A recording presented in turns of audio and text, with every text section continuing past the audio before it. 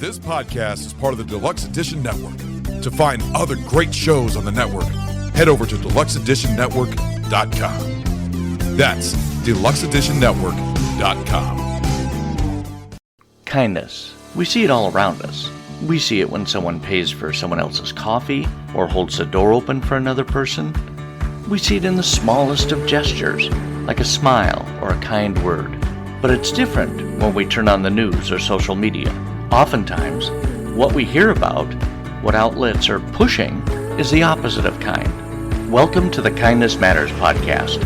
Our goal is to give you a place to relax, to revel in stories of people who have received or given kindness, a place to inspire and motivate each and every one of us to practice kindness every day.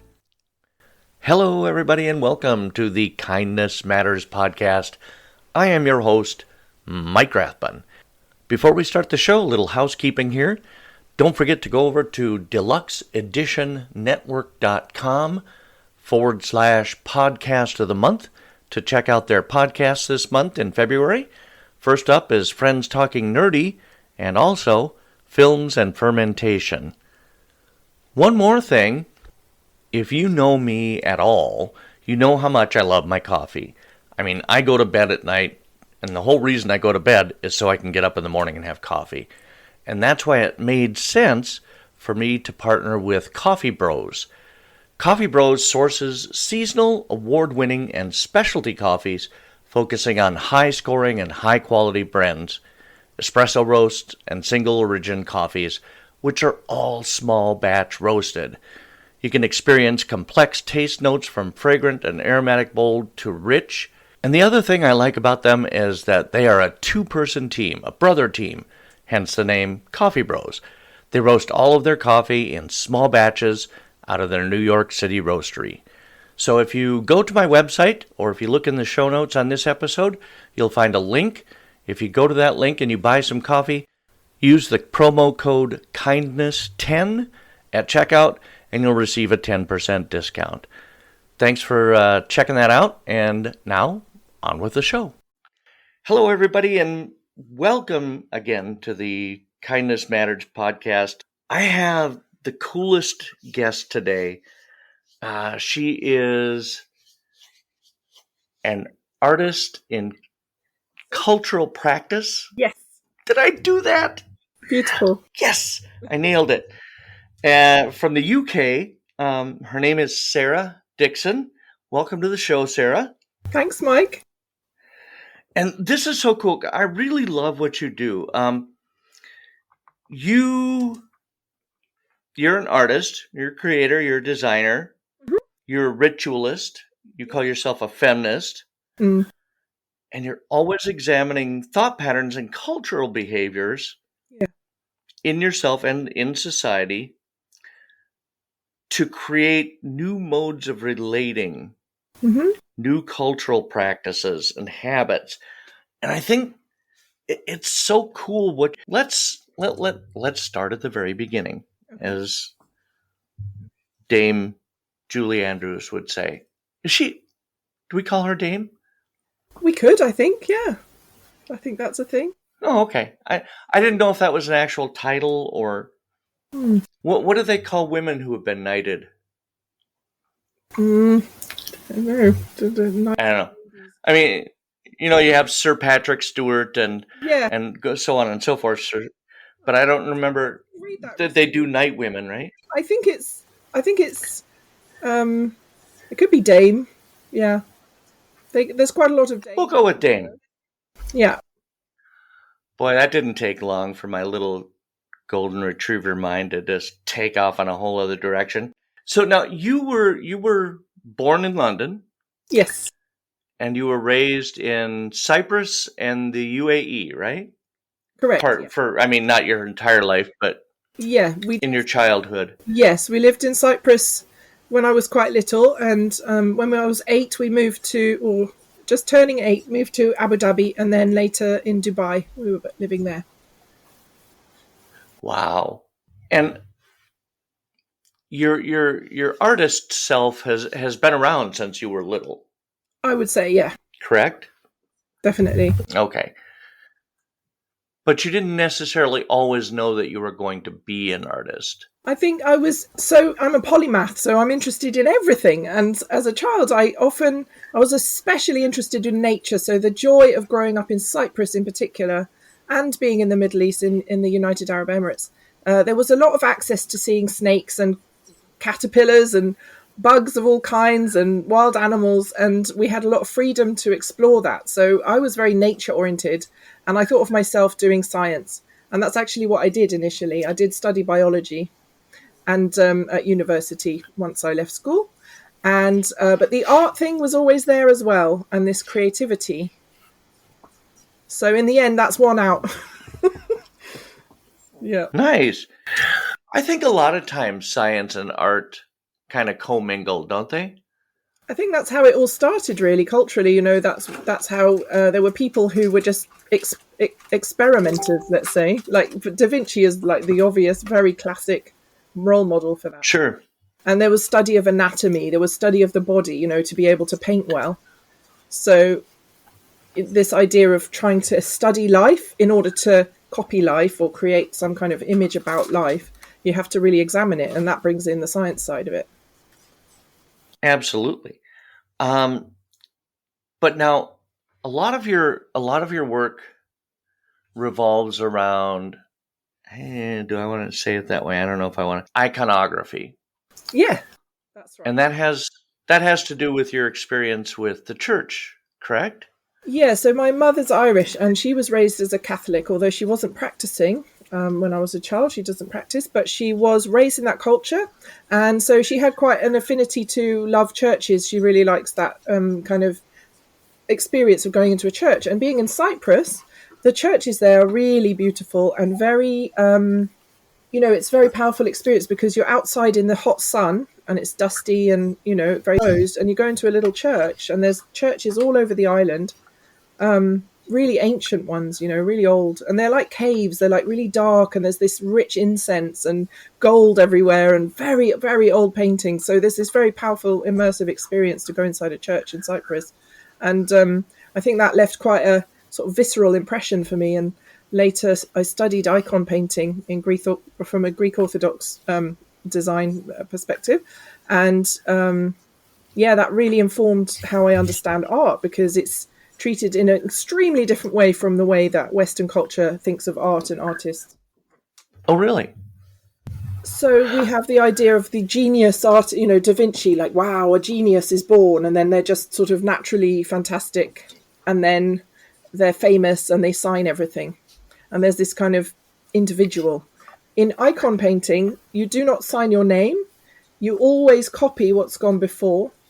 And those icons are copies that, if we think of St. Luke being the first person to paint Jesus from life, the icons of Jesus are like 2,000-year-old copies, and they're copied through the practice of humans, learning that technique, learning how to embody that image and put it onto a board over and over and over again for 2,000 years. So you get this incredible kind of vertical view into history through those pictures.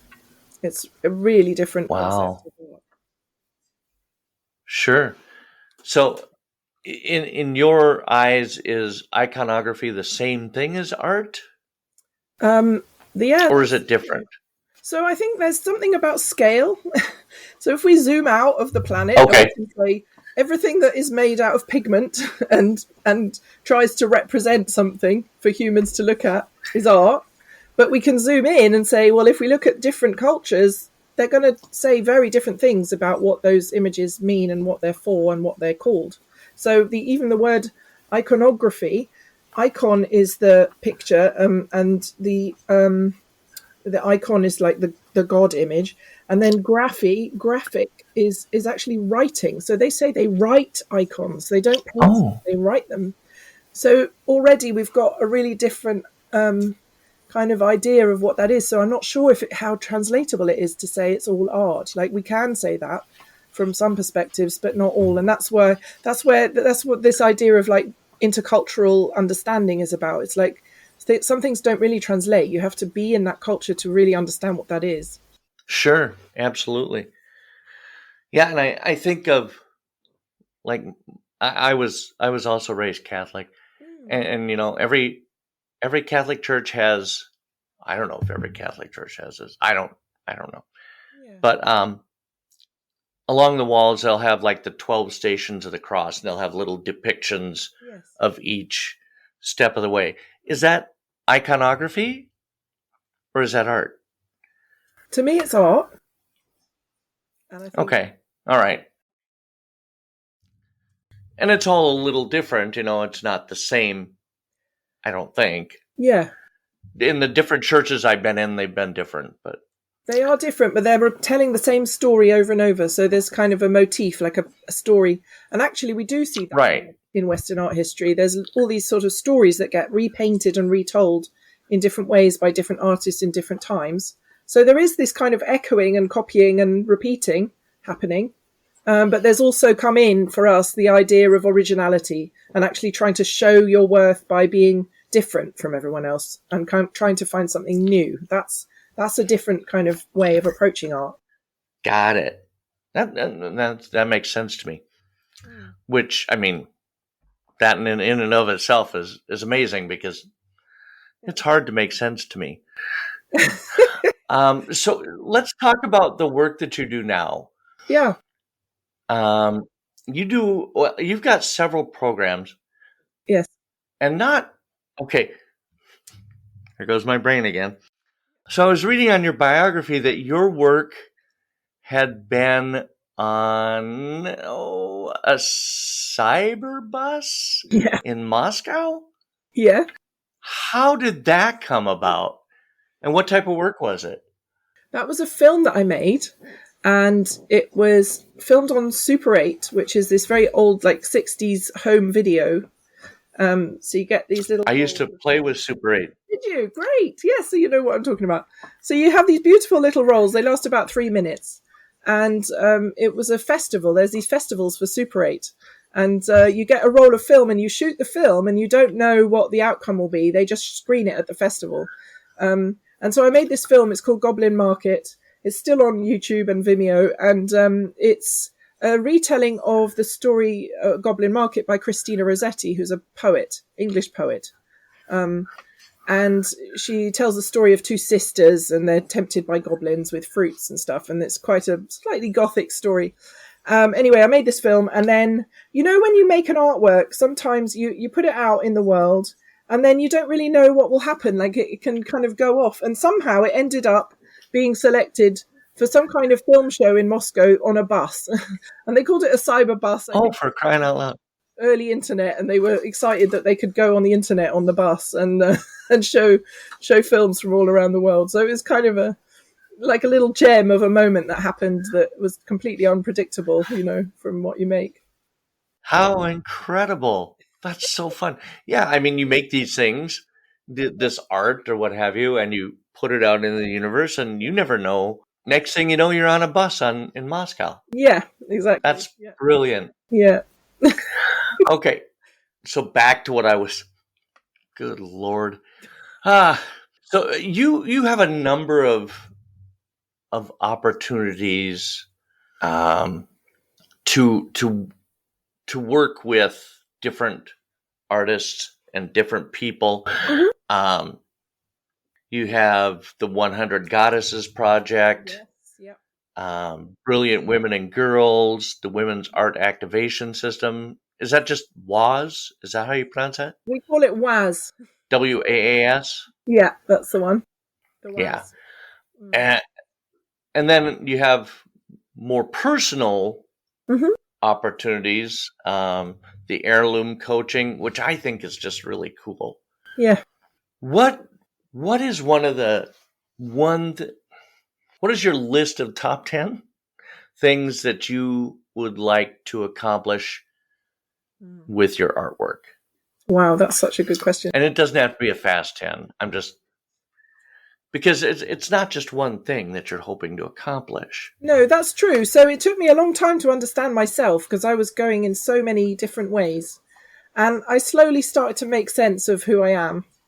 And it's driven, underlying it, bringing it all together is about reducing hierarchies, especially supremacist hierarchies, and trying to create more inclusive culture. And so a lot of my focus is around being female or women, femme, bodied people, because the way that we experience the world. We will be right back with my interview with Sarah Dixon after this quick message from one of the newest members of the Deluxe Edition Network, Sorta Kinda Funny. Take it away, Lauren and James.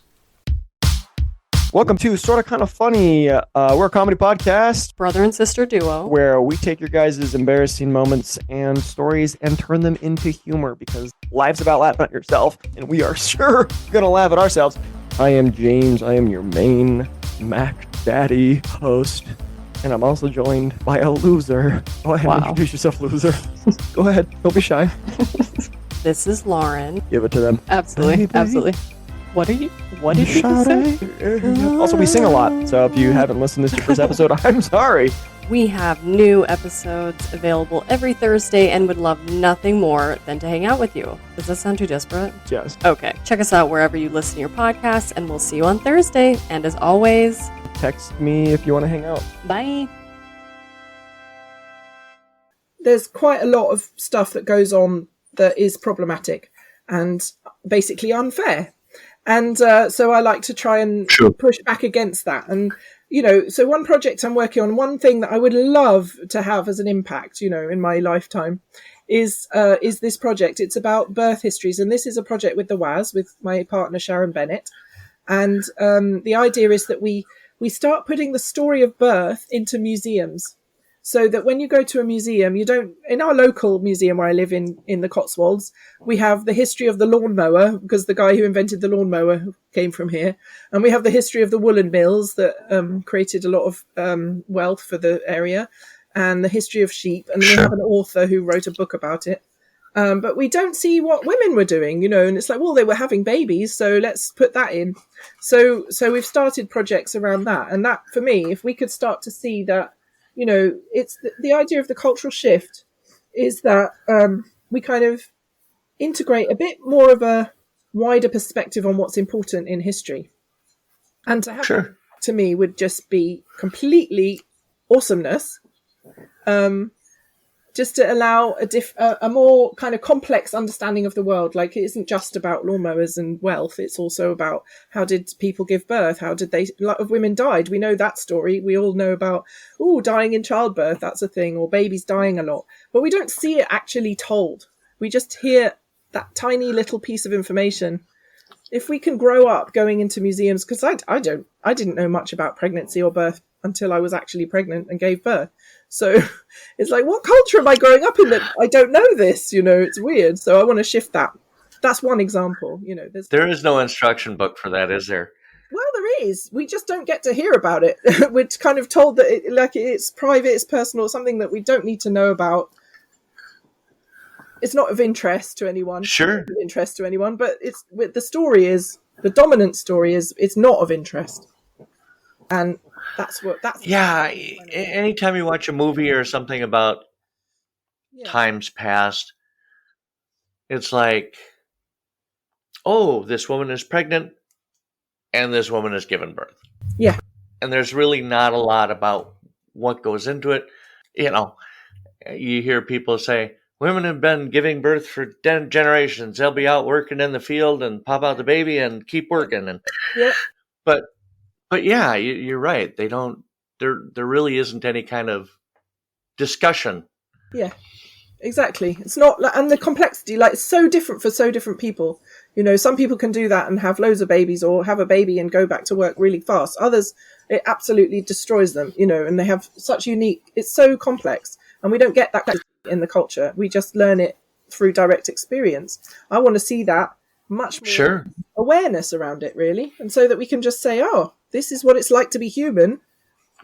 If you're going through a pregnancy birth thing, just being a human who's got a workshop, which also is nice. But there's lots of challenges, and we hear a lot about soldiers and that kind of stuff. But there's a whole other story that's a bit less available.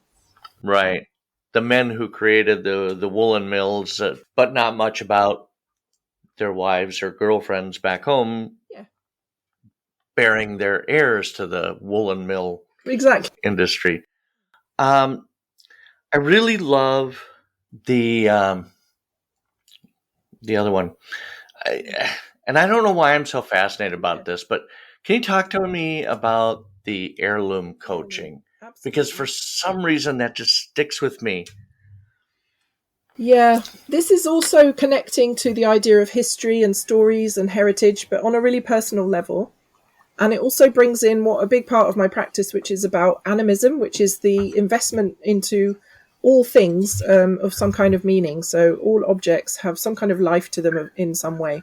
And if we think of Marie Kondo and the way she practices, that comes from her heritage would be Japanese Shinto animism. So you talk to the object, you give it, you listen and say, oh, how do I actually feel about this thing? You know, do I feel connected, or do I feel like I just need to... Does it bring me joy?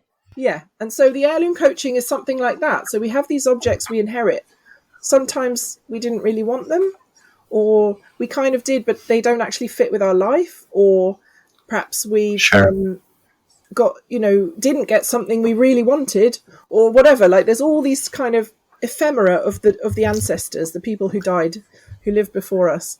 And so the heirloom coaching is a space where I offer people a chance to find an object that maybe is cluttering their space, or, has some kind of problem around it, or something unfinished, or maybe they don't have an object and they need to create one. So it's like coming into a good relationship with ancestry, and a space to listen to the object itself. Excuse me. We listen to the object itself in order to learn, and it can be quite an emotional process. Quite often people will listen, the object becomes really heavy in their hand, or they see it in a different way. Something speaks to them, something happens, and then they either can make a clear decision like, I don't want this, or I'm going to get it remade, or I'm going to burn it, or I'm going to build a treasure box specially to keep it and put it on a prominent display. So they can really work through something and come to a better place with that item. That's pretty cool. You and I were talking, and because I have the mind of a something, we were talking about kindness. And at one point you said something, and I thought it was so true, and I don't think I've ever dealt with it on the show. Kindness can sometimes look unkind. Do you remember us talking about that? Yes, I do, yeah. Yeah, so that was the idea that kindness is quite a serious matter, I think. And I think it's easy to confuse it with niceness, which is, I think, more performative. It's more like a show of being kind. And true kindness, it's not that I'm not really wanting to go to that idea of kindness to cruel to be kind. I don't believe in cruelty at all. This is not what I'm saying. Right. And I think if cruelty is coming into it, you have to think, well, no, wait, let's just take a pause here. But sometimes true story. It can be uncomfortable. And a lot of us may confuse, how can you tell if something's just uncomfortable or if it's actually unkind? That's quite a sometimes tricky thing to figure out. But uncomfortable, kindness can be uncomfortable, definitely. So, it might mean having to confront someone about something, and they're not going to be comfortable with it. They're not going to be like, great, that's just what I wanted to hear. They're going to be like, what? But that could be you being kind to yourself and causing discomfort for someone else, for example. Sure. I remember when my son was growing up, and he was finally getting to that stage where he would have body odor. And you think, well, don't, there's two ways. Don't say anything to him. It'll make him feel bad. It'll make him. But on the other hand, you got to say something. Son, it's time to start using deodorant now. Yeah. You're of that age. People are going to know. And I remember he was totally offended when I said something. But, you're trying to do it to make a bigger point about hygiene and cleanliness. And that was the example that came into my head when I thought about being unkind to be kind. Yeah. So it's very uncomfortable to hear something about ourselves that's, doesn't reflect the way we'd like to see ourselves. So, but yes, that does give an opportunity to change and to adjust something. So it's, in a way, it's the way you do it. You can approach that with kindness. Sure. Or you can use it as an opportunity to be mean to someone. And so so that's where the parenting, is an art, isn't it? Son, you stink. Yeah, it's quite a tricky one. And also being willing to take the hit back, the backlash of like, how dare you, the reaction. And that takes strength as well. So there's a kindness in being quite brave to say something difficult to somebody. Yeah. Yeah, absolutely. So have you got any new projects coming up that we need to know about? I mean, I will have your website. Yeah. It's sarah.dixon.studio. All those links will be in the show notes. Yeah. Any new works coming up? Yeah, so I'm working on a show that's opening in March in London, and it's a show with 2 other artists, and what we've all been doing, 3 of us, working with medical researchers and patient groups to make work. My project is with Ryman Hashim, who's a research fellow with UCL and University College London, and he makes stomach robots. So he makes working models of stomachs using silicon, so they're soft robots. So they look quite strange, they're a bit see-through, so they're not quite like a real stomach, but they Oh my goodness. act like a stomach. And I was paired up with Ryman to make an artwork, and I said, well, my experience in pregnancy, we're going back to that again, was of extreme sickness. So this is something a lot of people don't know about, is that we all know, the classic TV movie thing of, oh, I'm being sick, therefore I'm pregnant, there's a sickness thing. But some people get it so extreme, it can actually be life-threatening. In the past, it was the leading cause of death in early pregnancy. So it's quite an extreme scenario where you just cannot stop being sick for the whole pregnancy. And actually, Kate Middleton had, Duchess of, the Yes. Williams. Oh, that isn't why she was in the hospital recently, though, was it? Recently, no. But when she was pregnant, she had that. So that got more well known because of that. But my project's about that. So we worked with some people who've had that experience, and I'm making a film. So that will be available online, so it can be watched anywhere. And also a kind of installation show in central London at the college where I'm studying. So that's coming out soon. You're very busy. Yeah. Well, it's good to be busy. It is. Oh, it has been such a pleasure, Sarah, to have you on. I really, really appreciate your take. You have your outlook and your work to create a better culture for the world is so appreciated and so admired by me and soon dozens of others. You're such a delight to speak to. Thank you. And I really appreciate your time today. Thanks for being on. I've just loved meeting with you, Mike, and chatting with you, and really great to have this opportunity to chat. Thank you. Thanks so much for coming on. We'll talk to you soon. Okay. Cheers, Mike. I really love doing what I do because in any other world, in any other situation, I would never have had the opportunity to meet and speak with Sarah Dixon. I always wanted to be an artist, and just talking with her and talking about all of her work and what she's doing is such a great thrill for me. I hope you took away something from this episode. I am very grateful that you tuned in and listened for a little bit. And that will do it for this episode of the Kindness Matters podcast. Don't forget that if you go into the show notes, you'll find the link for Coffee Bros Coffee. Don't forget also that if you go to their website and choose some coffee, when you go to checkout, use the code KINDNESS10 to get 10% off of your order.